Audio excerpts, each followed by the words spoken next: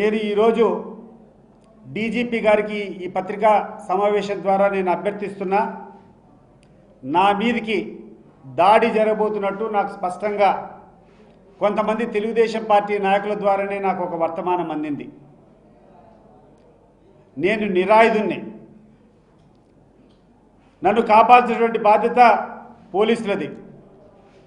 In case మీరు కాపాడలేకపోతే మీకు చేతనైతే నన్ను కాపాడండి, నా మీద జరగకుండా చూడండి. ఇన్ కేస్ జరగకుండా పోతే నా మీద జరగబోయేటువంటి దాడి స్పాన్సర్డ్ బై ఈ రాష్ట్ర ప్రభుత్వం, లోకేష్ అండ్ బీటెక్ రవి. నాకేమైనా జరిగినా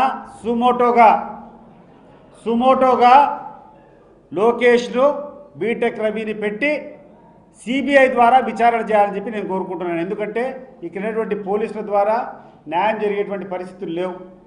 ఈడ పోలీసులు కాదు, పచ్చకండ వాళ్ళు వేసుకొని తిరుగుతాండ్రు. ఇక్కడటువంటి డిఎస్పీ కానీ, ఇక్కడటువంటి రూరల్ సిఐ కానీ, ఇక్కడటువంటి డిఐజీ కానీ వాళ్ళకి పెత్తనం ఇచ్చినారు. నిజాయితీ పట్ల అధికారులంతా పక్కన కూర్చొని ఉన్నారు. వీళ్ళ వల్ల ఎటువంటి న్యాయం జరగదు.